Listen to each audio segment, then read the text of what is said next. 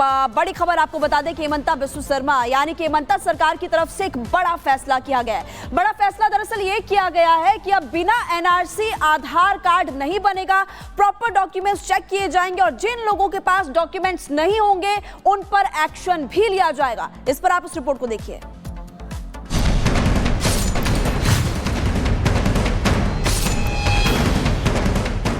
असम की सरकार ने घुसपैठियों की पहचान के लिए बेहद कड़ा कदम उठाया है। मुख्यमंत्री हेमंता बिस्वा शर्मा की सरकार ने आधार को एनआरसी के आवेदन से जोड़ने का फैसला किया है। असम कैबिनेट ने इस फैसले पर मुहर लगा दी है। इस ऐतिहासिक फैसले की जानकारी खुद मुख्यमंत्री हेमंता बिस्वा शर्मा ने मीडिया को दी है। आधार को एनआरसी से जोड़ने का मकसद असम में घुसपैठियों की पहचान और उन्हें देश से बाहर निकालना है।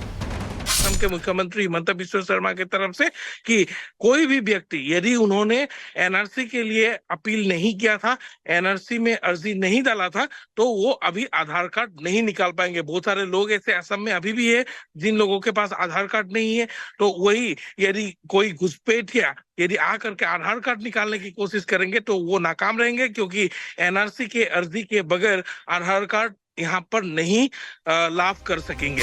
हेमंता कैबिनेट के फैसले के मुताबिक आधार कार्ड को राष्ट्रीय नागरिक रजिस्टर एनआरसी से जोड़ा जाएगा। नया आधार कार्ड लेने के लिए एनआरसी में रजिस्टर करने के लिए आवेदन जरूरी होगा।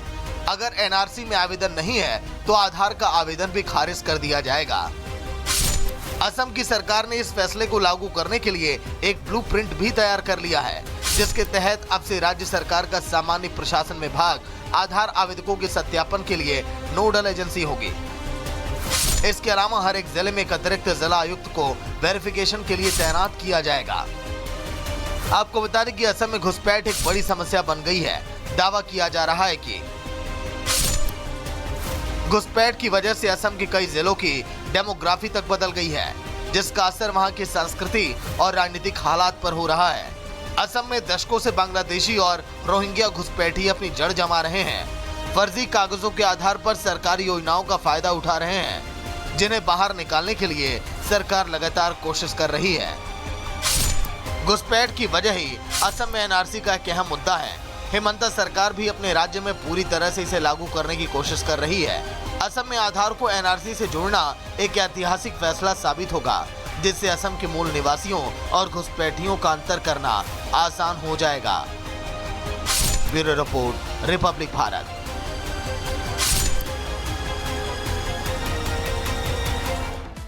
तो देखिए, असम सरकार की कैबिनेट मीटिंग में बड़ा फैसला लिया गया है। अब जो भी घुसपैठी जो रोहिंग्या घुसपैठी हैं, अगर वो एनआरसी के लिए आवेदन नहीं करेंगे तो आधार कार्ड नहीं मिलेगा। ऐसे में जम्मू कश्मीर की अगर बात करें तो अवैध रोहिंग्याओं के खिलाफ लगातार वहां पर अभियान चल रहा है। राजधानी दिल्ली की बात करें तो बांग्लादेशी घुसपैठियों पर कार्रवाई का आदेश एलजी की तरफ से जारी हो चुका है। असम की बात करें तो घुसपैठ रोकने के लिए एनआरसी आधार लिंक जरूरी बताया गया है हेमंता बिस्वा सरकार द्वारा। यानी कि अब धीरे धीरे पूरे देश भर की अगर बात करें तो अलग अलग राज्यों में कदम उठाए जा रहे हैं। जितने भी रोहिंग्या घुसपैठी बांग्लादेशी हैं, इनके खिलाफ सख्ती से कार्रवाई होगी। और ऐसे में दिल्ली से तो इनको बाहर करने का कदम उठाया ही जा चुका है, लेकिन असम में भी कह दिया है कि एनआरसी का आवेदन करना जरूरी है। और इस बीच बड़ी खबर आपको बता रहे हैं, जहां दिल्ली में घुसपैठियों की तलाश लगातार जारी है। एलजी के आदेश के बाद ऑपरेशन चलाया जा रहा है, स्पेशल ऑपरेशन चलाया जा रहा है और 2 महीने तक ऑपरेशन चलाया जाएगा। कालिंदी कुंज में आज बताएं आपको कि पुलिस जांच करेगी। कल भी जांच की गई थी पुलिस की तरफ से, जो आइडेंटिटी कार्ड्स हैं उन्हें वेरीफाई किया गया था। एलजी के आदेश पर दिल्ली पुलिस का यह एक्शन जारी है और 2 महीने तक स्पेशल ड्राइव चलाकर ये एक्शन करने की बात कही गई है। ये एलजी ने लिखा था। और चुनावी मौसम में ऐसे में घुसपैठियों को लेकर ये एक्शन लगातार किया जा रहा है। जहां ये जानकारी हम आपके सामने रख रहे हैं, एलजी ने लेटर जारी करके ये निर्देश दिया था कि 2 महीने तक स्पेशल ड्राइव चलाया जाए और स्पेशल ड्राइव अब ये चलाई जा रही है। आज कालिंदी कुंज में एक्शन देखा जाएगा।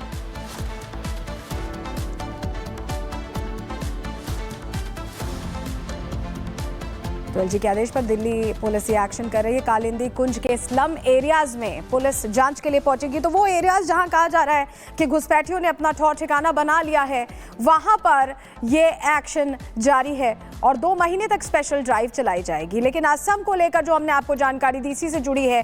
और ऐसे में वहां पर कैसे आधार बनेगा, कैसे आप अपने डॉक्यूमेंट्स को लेकर सजग रह सकते हैं, आपको बताते हैं। यूआईडीआई के पास आधार के लिए आपको आवेदन करना है और आवेदन को वेरीफाई करेगी ये संस्था और उसके बाद ही आप आगे प्रोसीड कर पाएंगे। वेरीफाई करने के लिए असम सरकार को पत्र भी यहाँ भेजा जाएगा और लोकल ऑफिसर आवेदक की जांच भी करेंगे, उसकी जो आइडेंटिटी है उसकी जांच करेंगे और एनआरसी में आवेदन की पुष्टि करेंगे ये ऑफिसर। और उसके बाद आवेदक या माता पिता के एनआरसी की भी जांच होगी जिससे लिंक्स खंगाले जा सकें। अगर एनआरसी में आवेदन तो सरकार की मंजूरी है और सरकार की मंजूरी के बाद ही आधार कार्ड अब मिल पाएगा असम में। अगर एनआरसी में आवेदन नहीं है तो आधार को खारिज कर दिया जाएगा। ऐसे में ये वेरिफिकेशन हो जाएगा कि ये लोग यहीं के रहने वाले हैं, इनके जो डॉक्यूमेंट्स हैं वो कितने सही हैं और ये क्लैरिटी आ जाएगी कि ये घुसपैठिए नहीं है।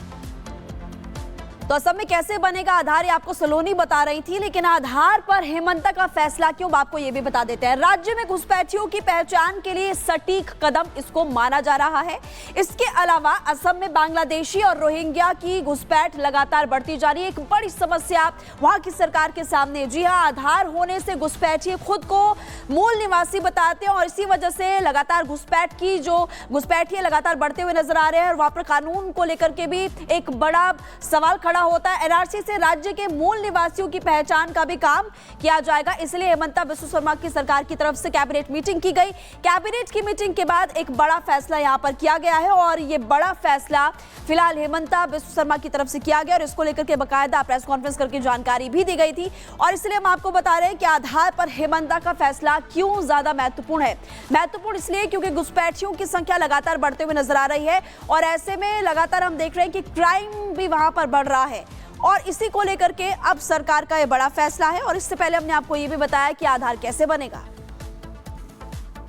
और इसी बीच आपको अगली खबर बता दें, जेपीसी को लेकर वक्फ बोर्ड की मीटिंग हुई और ऐसे में साफ तौर पर ये दिख रहा है कि इस मीटिंग में, इस बैठक में तमाम पहलुओं पर चर्चा हुई। साफ तौर पर दारुल उलूम की अगर बात करें तो उनके भीतर नाराजगी दिख रही है और उनका ये मानना है कि इस बिल को पास होने नहीं देंगे। आखिर क्यों, इस रिपोर्ट में देखिए।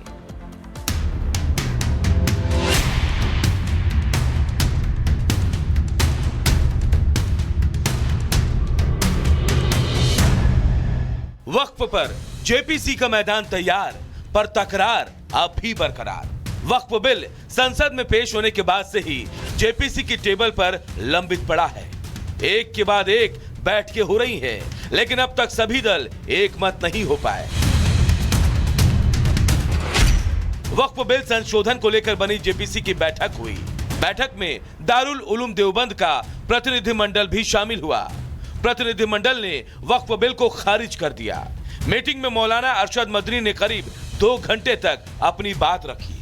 मौलाना अरशद मदनी ने इस दौरान कहा कि अगर ये संशोधन आए तो मुसलमानों की इबादत गाहें महफूज नहीं रह जाएंगी। साथ ही अरशद मदनी ने कहा कि मुल्क में इतनी पुरानी मस्जिदें और इबादत गाहें हैं जिनका अब कई सौ बरस बाद ये बताना मुश्किल है कि इनके वाकिफ कौन है। इस संशोधन में कई बड़ी खामियां हैं जिसको लाने के पीछे की नीयत ठीक नहीं है। हालांकि जेपीसी के अध्यक्ष जगदंबिका पाल का कहना है कि उन्होंने दारुल उलूम देवबंद की ओर से दिए गए सुझावों को नोट किया है।